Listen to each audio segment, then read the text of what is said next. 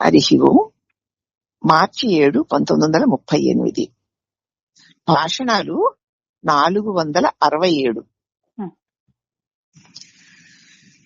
యోగి రామయ్య గారు, అన్ని పనులు శక్తి వల్ల జరుగుతున్నాయి. అట్టి శక్తి యొక్క మేర హద్దు ఎలాంటిది? పురుషకారం లేకుండానే శక్తి దేనినైనా చేయగలదా అని అడిగాడు. అన్ని పనులు శక్తి వల్ల, ఒకానొక అతీత శక్తి వల్ల సమస్త క్రియాకలాపాలు జరుగుతున్నాయి. సరే, ఈ శక్తికి హద్దెక్కడా? పురుషకారం లేకుండానే శక్తి దేన్నైనా చేయగలదా అని యోగి రామయ్య గారు భగవాన్ అడిగారు. అప్పుడు భగవాన్ అంటున్నారు, పురుషుడు అంటే అర్థం చేసుకున్న దాన్ని బట్టి సమాధానం ఉంటుంది. పురుషుని సహకారం లేకుండా శక్తి పని చేయగలదా అంటే, పురుషుడు అన్నదాన్ని మనం అర్థం చేసుకునే దాన్ని బట్టి ఉంటుంది సమాధానం. నువ్వు పురుషుడు అంటున్నావే, దాన్ని ఆత్మ అనా లేక అహంకారం అనా? దేన్ని నువ్వు పురుషుడు అంటున్నావు అన్నారు భగవాను. అప్పుడు భక్తుడు, పురుష అంటే స్వరూపం కదూ అన్నాడు. అప్పుడు మహర్షులు అంటున్నారు, అతడు ఏ ప్రయత్నము చెయ్యలేడే. స్వరూపము, ఆ పురుష శబ్దంతో వాడుతున్న ఆ స్వరూపము ఏ ప్రయత్నము చెయ్యలేడు, చెయ్యడు కూడా. అప్పుడు మళ్ళీ ఆ యోగి రామయ్య గారు అంటున్నారు, అయితే ప్రయత్నించేది జీవుడా అన్నారు. అప్పుడు మహర్షుల వారు అంటున్నారు, అహంకారం ఉన్నంత వరకు ప్రయత్నం అవసరమే. నేను అనే ప్రత్యేక వ్యక్తి భావన ఉన్నంత వరకు ప్రయత్నం అవసరమే. అది లేనప్పుడు ఆ కార్యాలు అప్రయత్నంగా జరిగిపోతూ ఉంటాయి. అహంకారం ఉన్నంత వరకు ప్రయత్నం ఉండాలి. అహంకారం లేదనుకో, అప్పుడు ఆ కార్యాలన్నీ అప్రయత్నంగా వాటికవే జరిగిపోతూ ఉంటాయి. అహంకారం ఆత్మ సన్నిధిలో ప్రవర్తిస్తుంది. అహంకారం స్వయంగా తనకి తానే ఏమీ చెయ్యలేదు. అది ఆత్మ సన్నిధానంలోనే శక్తిని తీసుకుని వ్యవహరించగలుగుతుంది. ఆత్మ లేకపోతే అహంకారం కూడా ఉండదు.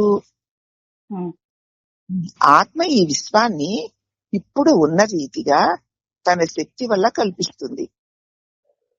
ఆత్మ ఈ విశ్వాన్ని ఇప్పుడు ఎలా ఉందో అలాగా తన శక్తి వల్ల కల్పిస్తోంది. ఇప్పుడు ఇలా ఉన్నప్పుడు ఇలాగా ఇది ఉంది అంటే ఆత్మశక్తి వల్లనే ఇది ఇలా ఉండగలుగుతోంది అని అర్థం. అయినా తనకు తానే వర్తించదు. ఎలాగా అంటే, సూర్యుడి సన్నిధానంలోనే జగత్తులోని జీవరాశులన్నీ చైతన్యాన్ని పొందుతున్నాయి, కానీ సూర్యుడు ఏమీ చేయడం లేదు. అలాగనే ఆత్మ సన్నిధానం వల్లనే ఇప్పుడు నీకు ఉన్నట్లుగా ఈ ఇలా ఉంది అని తెలియబడే ఈ జగత్తంతా తన శక్తి వల్ల, తన ప్రకాశం వల్ల కల్పిస్తుంది. అయినా తనకు తానుగా ఏమీ వర్తించదు. భగవద్గీతలో శ్రీకృష్ణుడు నేను కర్తను కాను, అయినా కార్యాలన్నీ వాటికవిగా జరుగుతాయి అన్నాడు. శ్రీకృష్ణుడు అప్పుడు చెప్పారు కదా, నేను కర్తని కాను, నేను అంటూ ఒక ప్రత్యేకంగా ఏదో కర్మలు చేసేవాడిని కాను, అయినా కార్యాలన్నీ అవిగా జరుగుతూనే ఉంటాయి. నేను అన్న కర్త లేకపోయినా కార్యాలు అవి అలా జరుగుతూనే ఉంటాయి ఆత్మ సన్నిధానంలో శక్తి వల్ల అన్నాడు. అలాగే మహాభారతం శ్రీకృష్ణుడు చేసినటువంటి అత్యద్భుతాలను స్పష్టంగా కొనియాడు. మహాభారతంలో కూడా చూస్తే శ్రీకృష్ణుడు చేసిన అత్యద్భుతమైన వాటిలన్నిటినో కొనియాడుతూ ఉంటుంది మహాభారతం. కానీ ఆయనేమో తాను కర్తను కాదు అంటున్నాడు. చూడు, అన్నీ శ్రీకృష్ణుడే అద్భుతాలన్నీ చేస్తున్నాడు అని మహాభారతము మనకు తెలియచెప్తోంది. కానీ శ్రీకృష్ణుడు అంటున్నాడు, నేనేమీ చేయట్లేదు, నేనేం కర్తను కాదు అంటున్నాడు. చూడు, ఇది సూర్యుడు మరియు సూర్యుని వలన జరిగే పనుల్లాగా అన్నమాట. సూర్యుడి వల్లనే అన్ని పనులు జరుగుతుంటాయి, కానీ సూర్యుడేమీ చేయడం లేదు. అలాగే నీ స్వరూపమైన చైతన్య ప్రకాశ సన్నిధానంలో సమస్త జీవులు వారి వారి దేహేంద్రియ మనోబుద్ధులు చైతన్యవంతాలై వ్యవహారాలు చేయగలుగుతున్నాయే తప్ప స్వస్వరూపుడవైన ఆత్మ చైతన్య స్వరూపమైన నువ్వు ఏమీ చేయడం లేదు. కర్తాహం అభోక్తాహం అసంగః పరమేశ్వరః తదా మత్ సన్నిధానేన చేష్టతే సర్వమింద్రియం అన్నారు కదూ. నా సన్నిధానంలో ఈ ఇంద్రియ మనోబుద్ధులన్నీ చేష్టలు జరుగుతున్నాయి. అప్పుడు ఇది సూర్యుడు మరియు సూర్యుడి వల్ల జరిగే పనుల వలె ఉన్నాయి అన్నారు భగవాన్. అప్పుడు భక్తుడైన యోగి రామయ్య గారు ఇలా అడుగుతున్నారు మళ్ళీ, జీవుడికి అభిమానం ఉంది, ఆయనకేమో అభిమానం లేదు. నేను అని లేచినటువంటి వ్యక్తి భావనకి అభిమానం ఉంది, కానీ ఆ నేను అన్న లేచిన తలంపు రూప వ్యక్తి భావనకి ఆధారమైన ఆత్మకి అభిమానం లేదు అన్నారు. అప్పుడు భగవాన్ అన్నారు, అవును, సంగము కలవాడు కనుకనే జీవుడు కర్మ చేస్తున్నాడు. ఆ సాంగత్యం ఇంద్రియ మనోబుద్ధులతోనూ అలాగే తన వల్ల తెలియబడేటువంటి విషయ వస్తు జాతమైన జగత్తుతోనూ గాఢమైన సాంగత్యం కలిగి ఉన్నాడు గనక అతడు కర్మలు చేస్తూ ఉంటాడు. నేను చేశాను అని. కాబట్టి ఆ ఫలితాన్ని తానే అనుభవిస్తూ ఉంటాడు. ఫలము వాడు కోరినట్టుదే అయితే సంతోషం అంటాడు. వాడు అనుకున్న ఫలం వచ్చిందనుకో చాలా సంతోషం, రాలేదు దుఃఖం. ఈ సుఖ దుఃఖాలకి సంగము కారణం. ఇక సుఖము దుఃఖము కలుగుతున్నాయి అంటే ఈ నేను అనేటువంటి వ్యక్తి, జీవుడు ఈ దేహేంద్రియ మనోబుద్ధులు నేను కొన్ని ఇవి నావి అనేటువంటి అభిమానం కలిగి ఉండడం చేత అతడు చేసిన పనులు నేనే చేస్తున్నాను అన్న వ్యక్తి భావనతో చేయడం చేత అతడికి సుఖ దుఃఖాలు కలుగుతున్నాయి. అయితే అనాసక్తంగా సంగరహితంగా పనులు చేస్తే ఫలాభిలాష ఉండదు కదా, నేను నాది అని లేకుండా అలా ఆయా పనులు జరుగుతున్నాయి అంతే. సూర్య సన్నిధానంలో జీవులు వారి వారి పనులను చేసుకుంటున్నట్లు పరమాత్మ అయిన చైతన్య స్వరూపమైన నా సన్నిధానంలో ఈ దేహేంద్రియ మనోబుద్ధుల వ్యవహారాలన్నీ సాగుతున్నాయి అని అసంగంతో ఉంటే సుఖ దుఃఖాలు ఉండవు. జీవుడికి అభిమానం ఉంది, ఆత్మకు అంటే పురుషునికి అభిమానం లేదు అన్నారు యోగి రామయ్య గారు. అప్పుడు భగవాన్ అన్నారు, అవును, సంగము కలవాడు గనుకనే జీవుడు కర్మలు చేస్తాడు, ఫలాన్ని అనుభవిస్తాడు. ఫలం వాడు కోరినట్టయితే సంతోషిస్తాడు, కాకపోతే దుఃఖం. కాబట్టి ఈ సుఖ దుఃఖాలకి ఆ సాంగత్యమే కారణం. అయితే అనాసక్తంగా కనుక పనులు చేస్తే, నేను నాది అన్నది లేకుండా కనుక పనులు చేస్తే ఇక ఫలం మీద అభిలాష ఉండదు అన్నారు భగవాన్. అప్పుడు ఆ భక్తుడు, వ్యక్తి ప్రయత్నం లేకనే పనులు వాటంతా జరిగిపోతాయా భగవాన్? ఈ నేను అనేటువంటి వ్యక్తి ఏ ప్రయత్నం చేయక్కర్లేకుండానే పనులు వాటికి అంతటే అవి జరిగిపోతాయా? తినడానికి ముందు అన్నాన్ని వండాలి కదా అన్నారు యోగి రామయ్య గారు. అప్పుడు మహర్షి అన్నారు, అహంకారం ద్వారా ఆత్మ పనులు చేస్తోంది.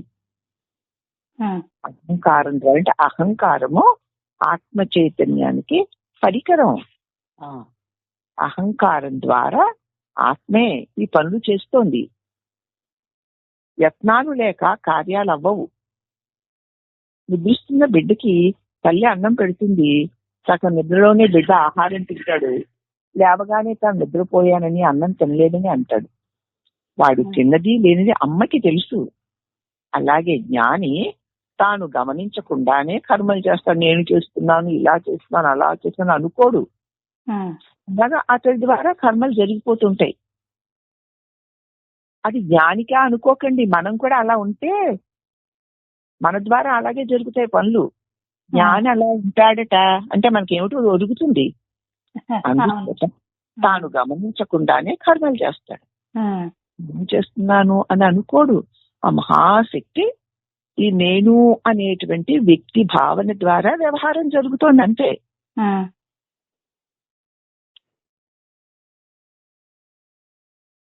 జ్ఞాని తాను గమనించకుండానే కర్మలు చేస్తాడు. ఆ చెయ్యడం ఇతరులు చూస్తారు, కానీ ఆయనకు ఆ ధ్యాసే ఉండదు. ఆయన పనులు చేస్తూ ఉంటాడంతే. నేను చేస్తాను అనుకోడు కాబట్టి ఆయనకు ఆ ధ్యాస ఉండదు. కానీ ఇతరులు ఆయనే చేస్తున్నాడు, ఇలా చేస్తున్నాడు, అలా చేస్తున్నాడు అనుకుంటారు.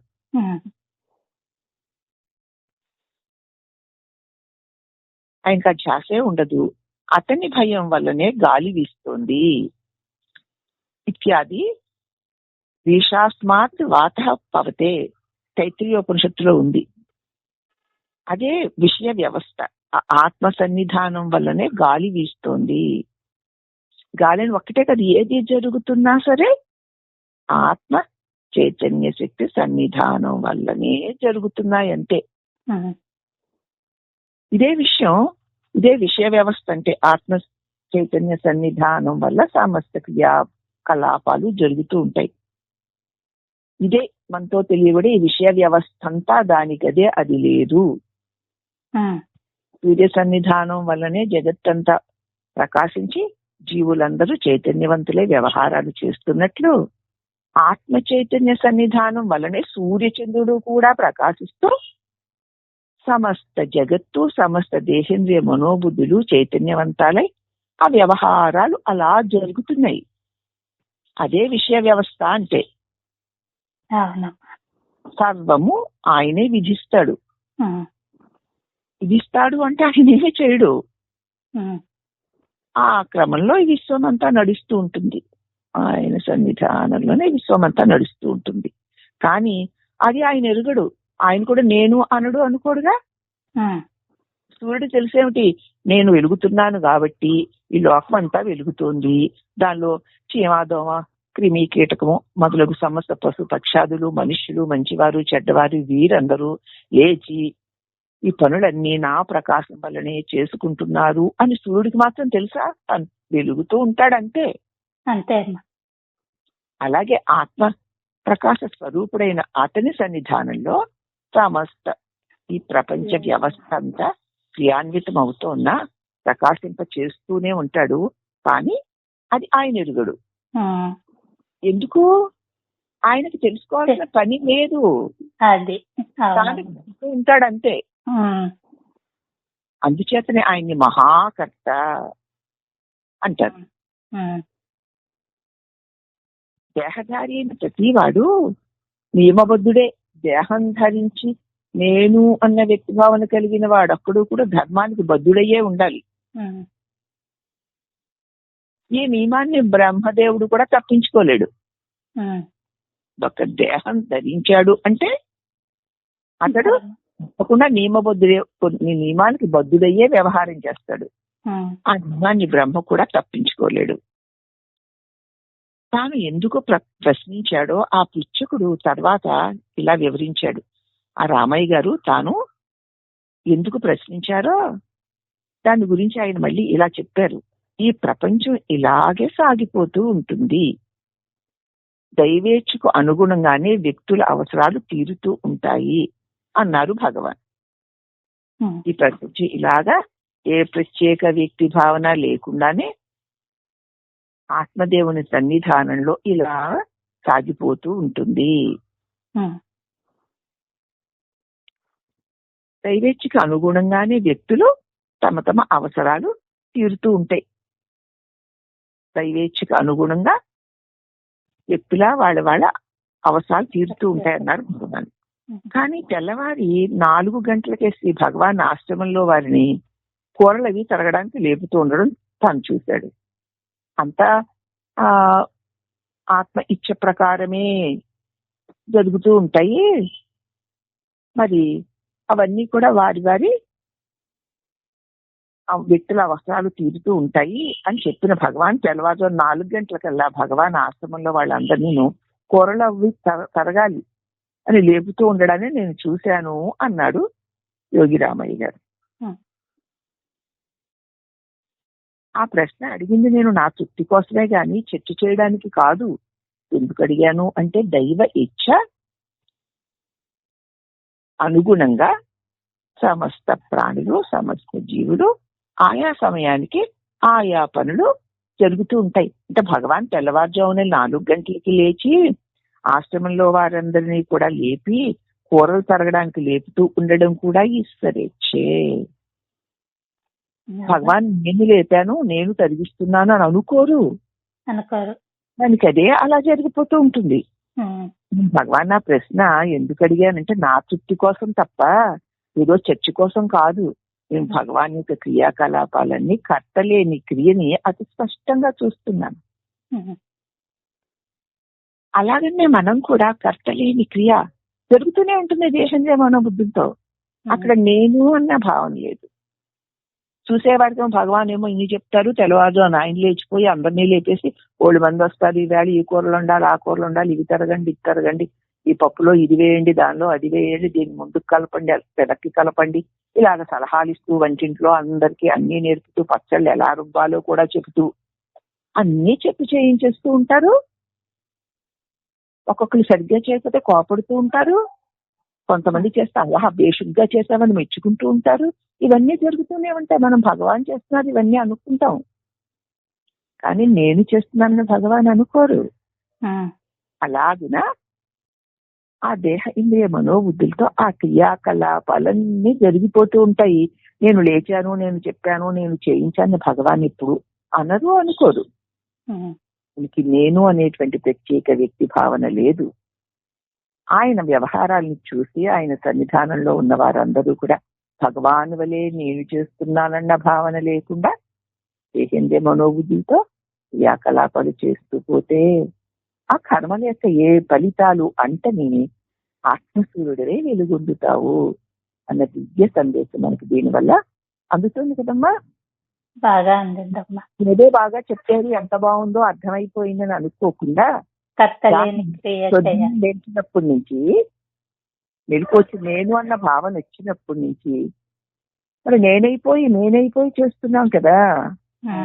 అలా కాకుండా దేహంలో మనోబుద్ధులు పనులు చేస్తూ ఉంటాయి. అప్పుడు సాక్షిగా అంటే మళ్ళీ సాక్షిగా వీటిని చూస్తున్నానని కాదు, అవి అలా జరుగుతూ ఉంటాయి అంతే. అని కనుక నువ్వు నిమిత్త మాత్రంగా ఉంటే నువ్వు ఆత్మసూర్యుడివే ప్రకాశిస్తావు అని గొప్ప సందేశం మనకి దీనివల్ల అందిందమ్మా. అసలు రమణ గురుదేవుల యొక్క సన్నిధానంలో జరిగే ప్రతి క్రియ, ప్రతి బోధ, ప్రతి మాట ఆ కర్తలేని ఆ క్రియ అద్భుతంగా అఖండ ఆత్మప్రకాశాన్ని ఇక్కడ అతి స్పష్టంగా అనుభవింపు చేస్తూ ఉండేది. అటువంటి దివ్య ప్రకాశాన్ని ఆనాడు వారు పొంది దాన్ని మళ్ళీ మనకి దివ్య భాషణ రమణ భాషణ ద్వారా అందిస్తున్నారు. మనం కూడా అది చదువుతున్నప్పుడు ఆ రమణ సన్నిధానంలో మనం ఉన్నట్లే ఉన్నాం. ఆయన కర్తలేని క్రియని స్పష్టంగా చూస్తూ నీవు కూడా కర్తలేని క్రియను నేను నాది లేకుండా చేయడం మొదలు పెడితే ఆత్మజ్యోతివే ప్రకాశిస్తావు. హరి ఓం నమః. శ్రీ సద్గురమణ సద్గురుదేవాయ నమః.